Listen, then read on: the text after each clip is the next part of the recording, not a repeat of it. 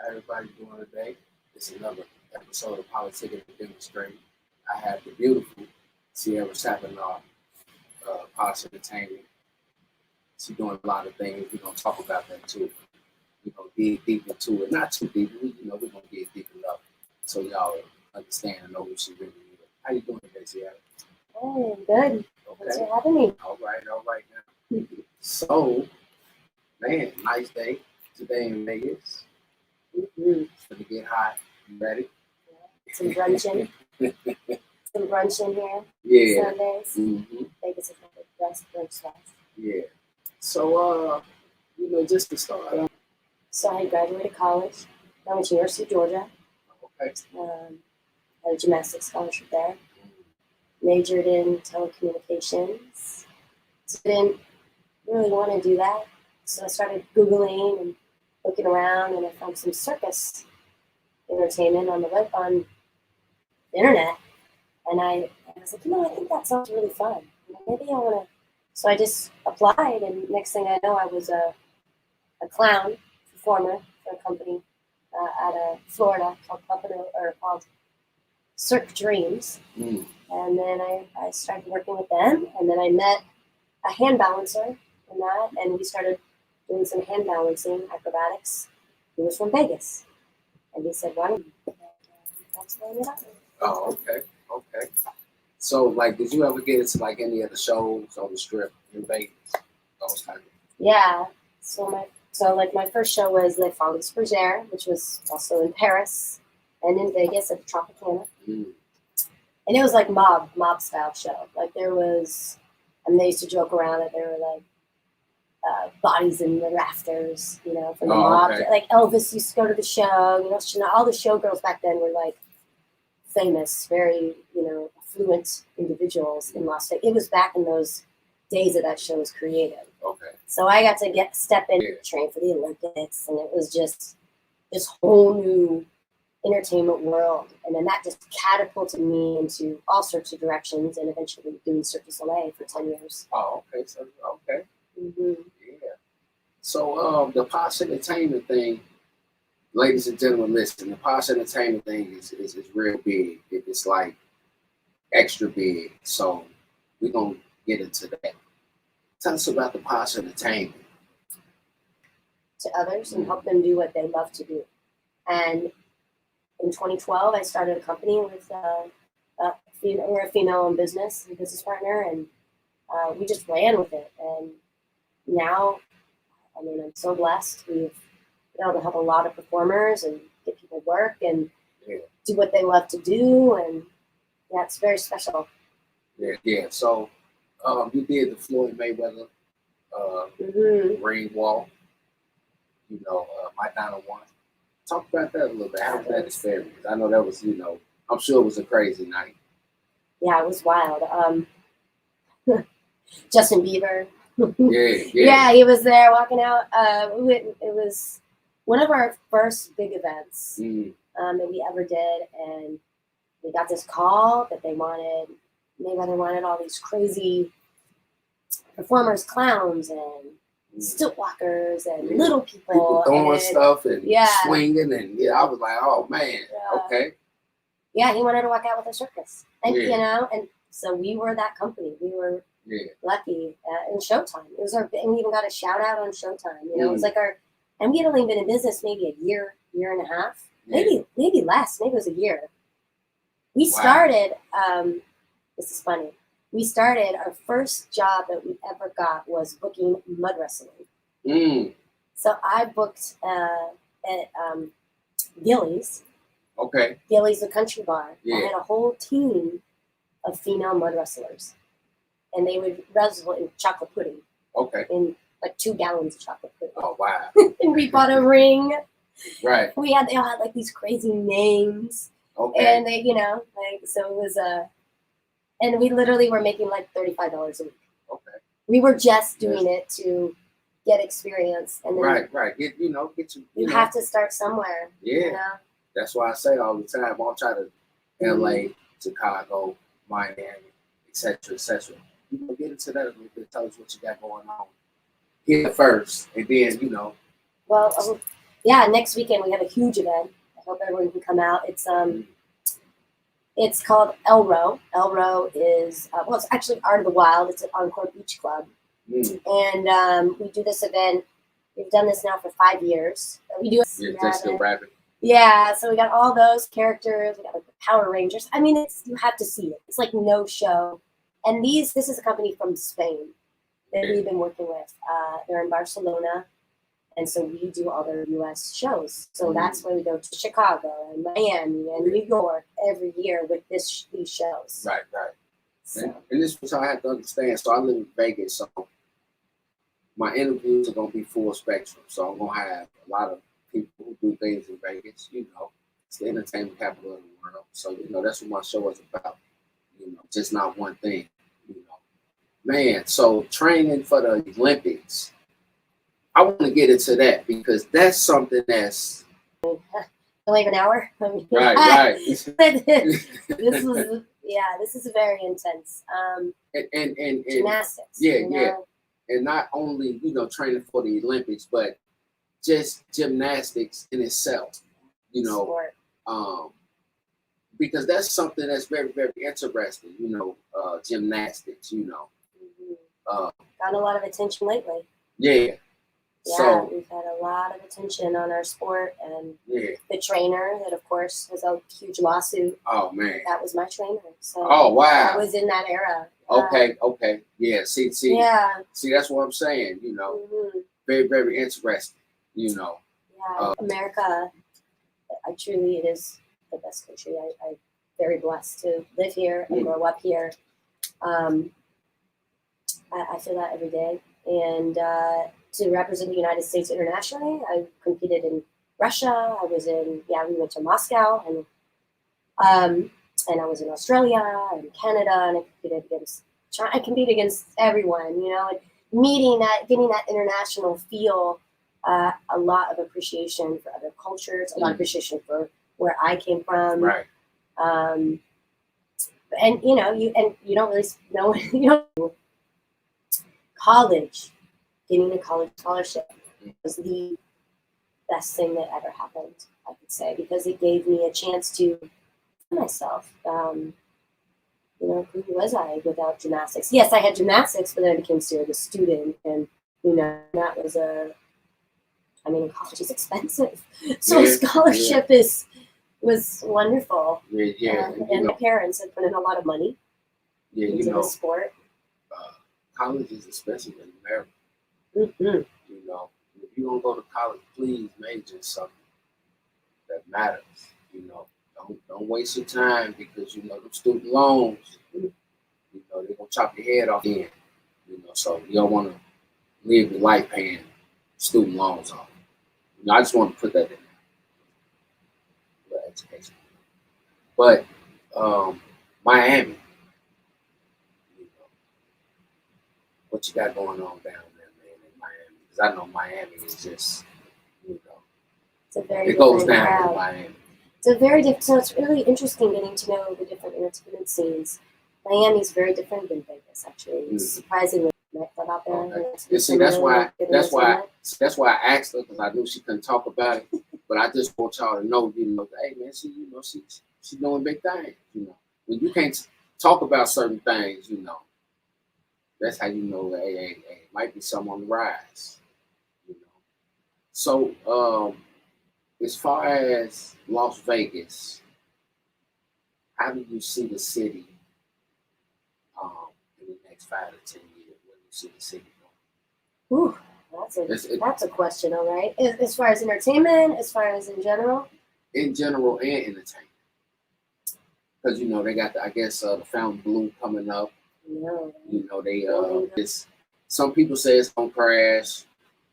We don't know, but man, Las Vegas ain't what it used to be. You used to be able to come here and and I want to put this out here. They need to raise the minimum wage. These jobs don't pay enough. Y'all should be ashamed of y'all goddamn selves, man. Y'all paying people pennies, but y'all raising the rent. Y'all hope that's right. I hope that number's right, but even if it ain't right, it's up in there somewhere. Y'all should be ashamed of y'all goddamn selves. $725. I'm telling you, man. You got casino jobs, people ain't getting the money they supposed to be getting. Get that shit together, man. Then y'all raising the rent. People can't get the houses they want. You know, everybody came in and flooded. Come on, man. Well, everyone from California. Come on. Yeah. You know, Mostly, I mean, I feel like every second I meet someone new just moved from California. They came in. No one can live there anymore. You know, you can get you a job with an okay hour. Even those jobs, you can end up somewhere where you're not being really compensated how you're supposed to be. You know, so hey, listen, raise the minimum wage and let people live. You know, because y'all done built this damn stadium. Y'all talking about what their reasoning is for keeping it so low. It's because they think almost everyone here has different jobs. I answered the goddamn question for it, goddammit. I asked the question, I answered it. But it's, you know, at the end of the day, Las Vegas got to get certain things together, man. You know, so people steady come and go though. You know, you have a lot of people that come here, they think it's sweet, and they have to go back where they came from. You know?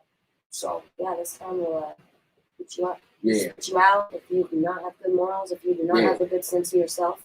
And trust me, she knows about that, being in the, you know, entertainment in the field that she's been in, and you know, as long as she's been in Las Vegas. Trust me, she's seen some showgirl action. You remember that movie Showgirl? Oh, I love it. Yeah, one of my Saved by the favorites. Bell. I tell all this shit, but nah, let me stop playing.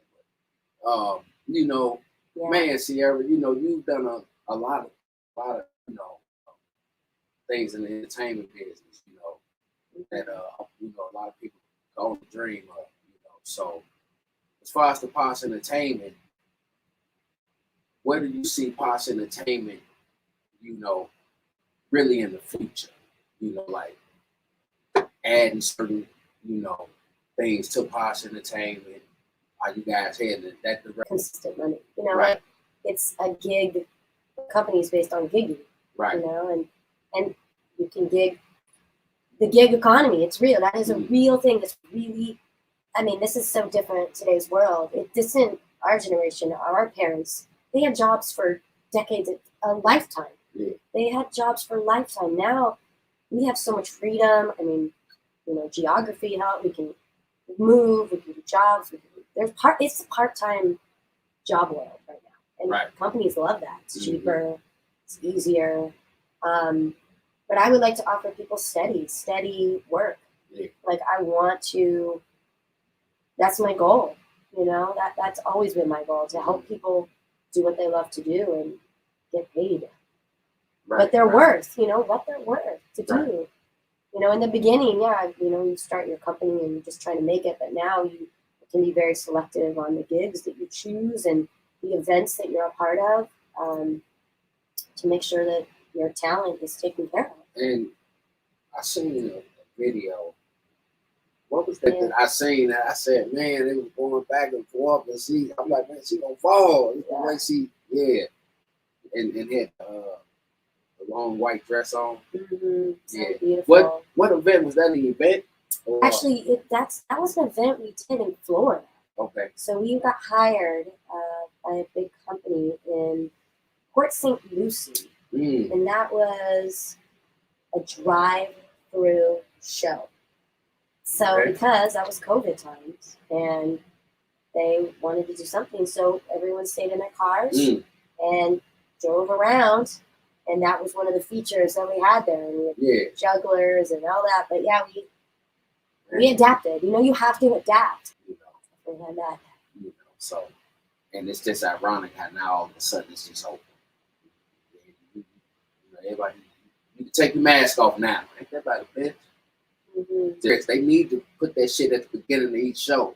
Because they need having people, you know. Yeah, this may cause paranoia, panic, you know, like a warning, like all those prescription drugs. Right. May cause delusions, paranoia. Exactly. This will mess with your mental health type of action, you know. Yes, they should. So, you know, But man, Sierra, we've been actually waiting a long time to do this interview. I really feel like an identity crisis. Oh, okay. So you for COVID, it was different.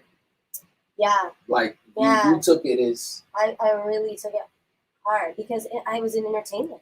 right. Okay, so I see what you mean. Yeah, that. I ain't mean to be so. No. No. Everyone I takes know. it differently. But yeah. Because entertainment was the first thing to go and the last to come back. Yeah. You know. The entertainment business took a big loss Mm-hmm. in the pandemic, and it's still suffering right now. Mm-hmm. It's like a grip that it's trying to regain, and it's a process for them because the music ain't sticking, nothing's really sticking. So you know what that means? We need more people to be authentic, original thoughts. Mm-hmm. Let's start with the bubble gum. That livelihood, entertainment. We need it. Yeah. To be alive, we need to express. Yeah. We need to feel it. Yeah. And for me, I know it was hard for you, during the pandemic. Mm-hmm. Excuse me. Shows being canceled. Yeah. It ended my performing career as a Cirque du Soleil acrobat. And I remember when you what was it, knee ACL?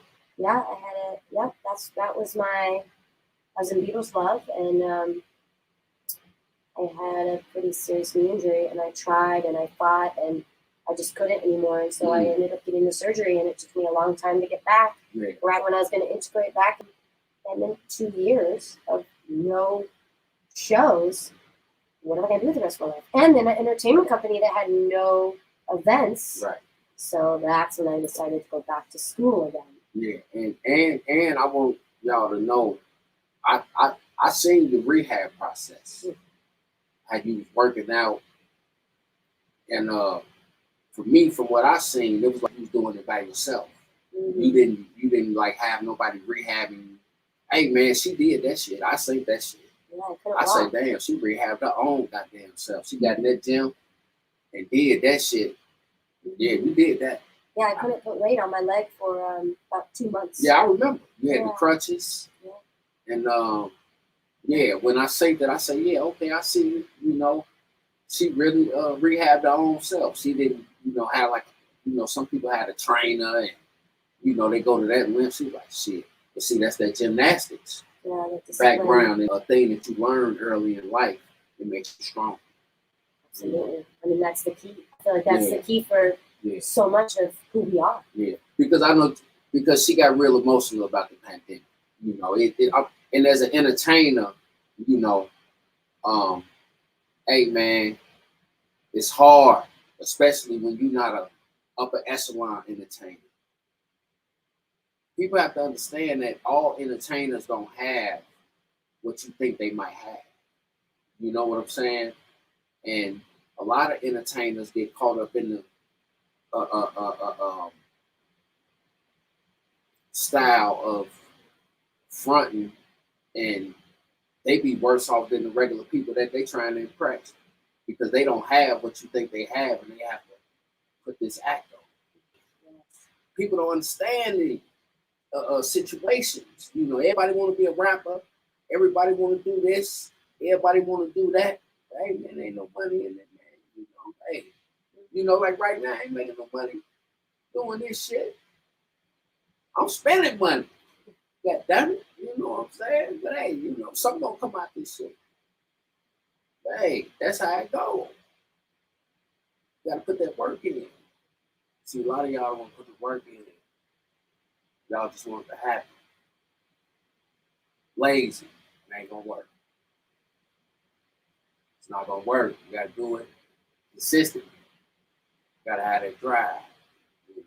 In the heart. Yeah. Especially like she doing gymnastics, so that's she cut up. You know what I'm saying? See the definition. You like, dang, oh yeah, man, that's that workout.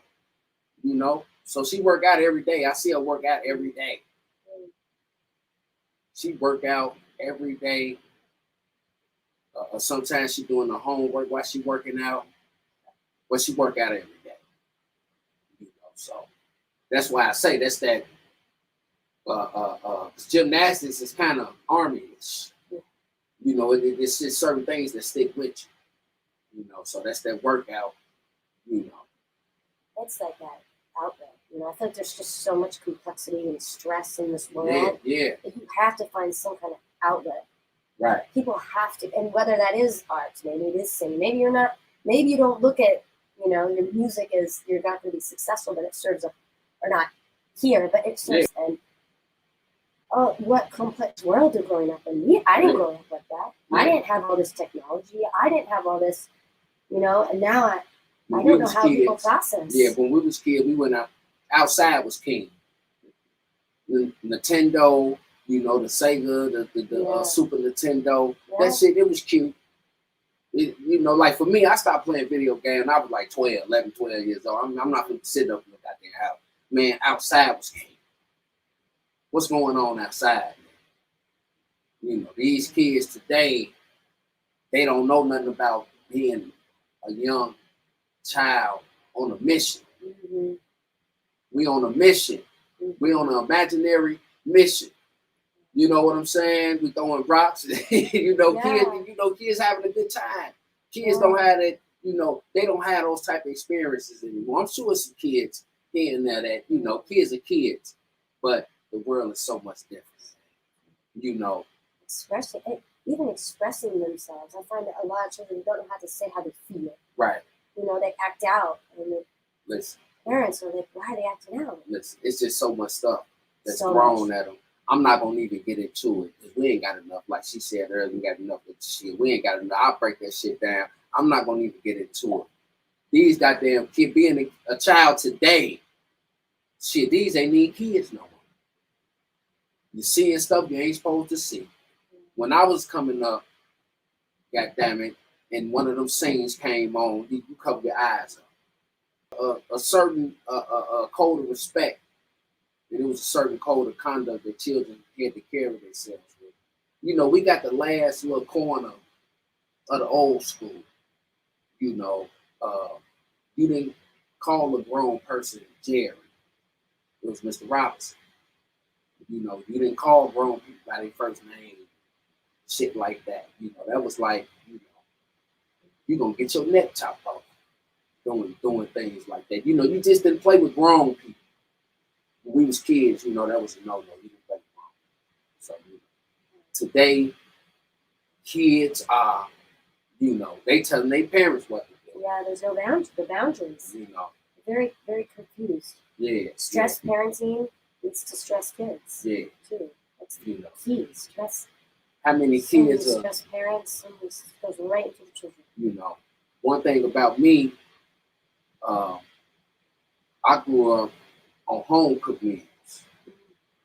My mama wanted to be going to McDonald's and going to get, fast food and stuff. When you're a kid, you see that every time you see one, can we go there? Mm-hmm. Can we, how it goes. Oh, totally. Yeah, begging, yes. Can we go? My mom, she cooked it. She would never let me go to McDonald's or Burger King. Yeah. She said they were ruining the rainforest. They were chopping down trees. You see what I'm saying? So, hey, listen, my mama, we gonna slide through. We gonna have those experiences. We gonna do it. But man, listen, you finna get this meat with the 4 sides, this cornbread. That's what you finna get. You know what I'm saying? So listen, man, the world has totally changed. And then see, the technology, especially for a child, it takes away their imagination. Now they can't even imagine. Yes. At least when we was kids, it was a certain boundary, so it left you room to imagine. So, right. But now, but now these kids, they can't imagine. Y'all trying to create, everything, so they can't imagine. And how important is that in childhood development, right? Imagination, playing. Come on now. Yeah. I'm actually studying play therapy right now. Okay. And it's so fascinating and how play therapy can help people process. Yeah. When you come up like that, you always on the move. You're always on the move. You know, school, go home. It's just always on the move. You know what I'm saying? So people, you know, you need that 1-2 punch. You know, the two parent, because it brings balance. You know, you really need that. So you know, a lot of people y'all focus on that. You know, make sure you take care of your kids, man. You know, it's very important because when you don't do that, that void, it creates that. You know what I'm saying? You got the mother, she just and now the child, you know, the daycare, you gotta go get it from now. I'm at work. I gotta go home. I gotta cook. This every day, every day. So you gotta understand what that does to a child. You know? So it's real critical, and that's why I did the look. So he was just gone. Yeah. No. So, but by my mother being a single parent, you know, you constantly always. But then, you know, she got it to a point to where she kind of slowed that, and then it slowed down. And she was just because she had to stop working because she got sick. So once she got sick, she was able to stay home. So that kind of slowed everything down. It kind of slowed the pace down. But before that, it was, you know, I catch the bus to school. She at work. You know, then I catch the bus. She got to come pick me up from where I'm at. That's when she had a car. But now when she ain't got the car, now she on the bus. So I'm on the school bus. She got to go to work. She got to catch that. That's the running. Then she got to cook. You see what I'm saying? Yeah. So it's very, very strenuous. But when you live in Chicago, you got that public transportation. Yeah. So that public transportation is a monster. It you know, I come and gone 13 years, so I'm talking about from when, you know, back in that era. You know, that's a long time, 13 years. But I'm sure it's still good. Might be a little dangerous. It is. You know, We do an event there, and it's in a nightclub called Radius. Oh, okay. So we'll be there in 3 Right. weeks. Yeah, and it's all the performers take public transportation. Oh, okay. Yeah. There's stilts with them through some ways. Yeah, so you know, one thing, you know, like New York and Chicago, you know, that transportation, man, you know, it's a big city. You know, you like Chicago, don't you? Yeah. Have you had the pizza? Yeah. When you been? I forget which one it was though. See, I'm gonna tell you where you need to go. Okay, tell me, maybe I went. You need to go to Home Run Inn. I don't know if I went there. Yeah, you need to go to Home Run Inn. See, you know, they're gonna tell you to go to Geno's East, and they're gonna tell you to go. Yes.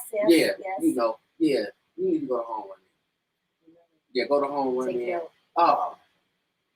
You have not. I was surprised. It surprised me. You Beautiful. see, you know, it's a cultural city. Yeah. You need to get that Italian beef, man, and you need to get that 6-wing fried hard. You know, the extra lemon pepper mild sauce, man. You need to get that. Okay. And then they got the it's called a combination with the Italian sausage and the Italian beef.